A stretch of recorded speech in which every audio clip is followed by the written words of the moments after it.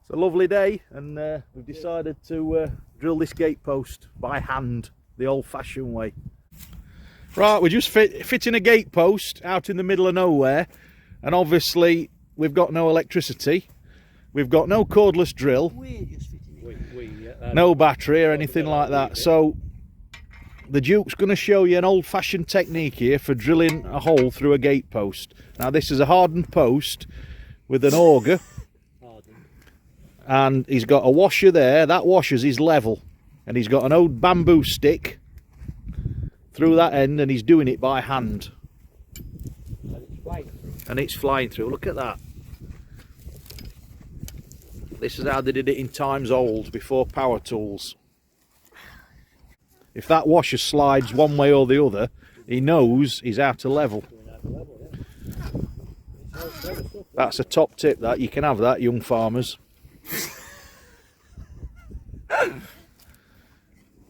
And all it needs is a bit of elbow grease and brute force. If that washer slides, he knows he's not level. And this is how they do it.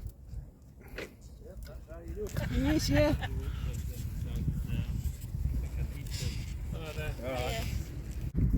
Oh, he's got a spurt on now. And when one man's knackered, the other one takes over, you see, until it's drilled. Nearly through, it's coming through. Here we go, look, we've got breakthrough. There you go.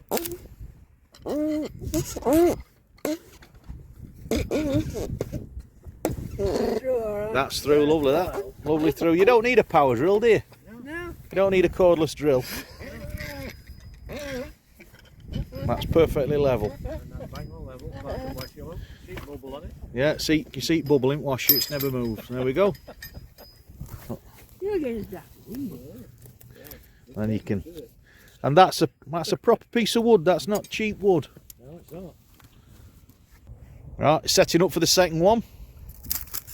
This gate will be hung in no time. Puts it in by hand first. Make sure that washer's level.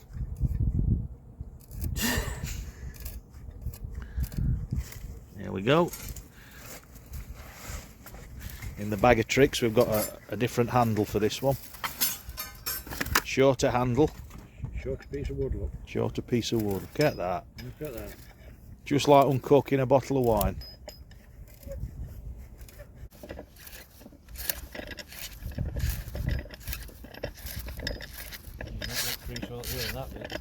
Middle.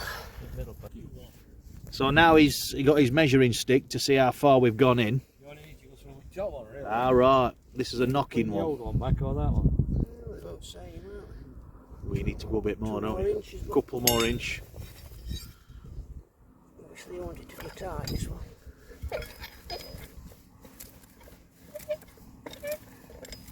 This old plane here, look. Yeah. At the biplane.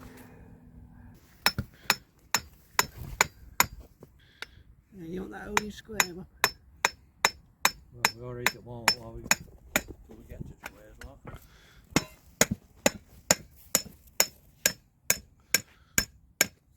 It's seizing up.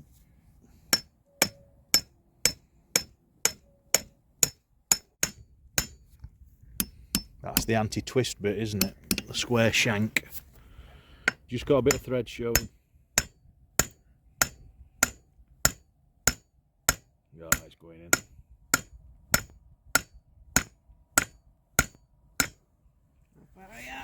Not going over, is it? Yeah. Yeah. Bit more. Yeah. Bit more. Yeah. Fine adjustment on the bottom one. Spirit level back on to check the plumb. Get that, the bubble never lies. One minute, Bob. That's enough for me. Yeah, it went in then. Well, we can tap them in a bit more and see what gate's like. So that's it, the gate's on. Hinges are on at that side, the gate's plumb, no drill required, and it opens and closes all the way without snagging on the floor. Beautiful, that. Beautiful. The Duke's just demonstrating how it swings, look, without That's how a gate works. resting stone at the bottom. Look at that. Beautiful. level with the top of the post. Just a design like that. Opens and shuts like that, look. Just like a Golf. Better than a Golf. Better than a Golf. And we've got the state-of-the-art tying system there to keep it shut. Yeah, right, yeah. Most of here. So that down there is called a clapstone. So when the gate's closed, it rests on the stone. So if any city rats come walking along here and decide to climb over the gate at the wrong side, not the hinge side, it stops the gate sinking and spraining.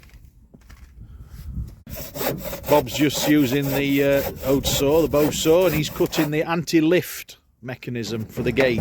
Antilift. Anti-lift, so the cows can't lift it off when it's shut. Because what they do, they put the horns through it and they try and lift it.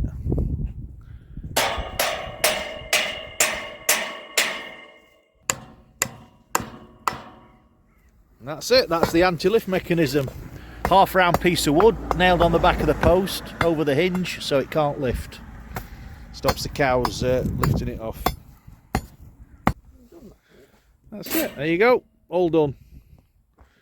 Anti-lift mechanism's on, we're just going to get the hacksaw and trim the end off. And that is how you fit a gate post without any electricity in the middle of nowhere. Yeah.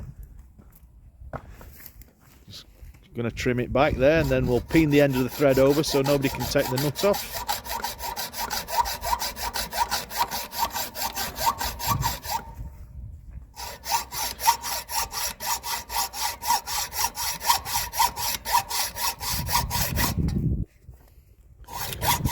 The Duke used to be the junior hacksaw champion at school and then he got a big one.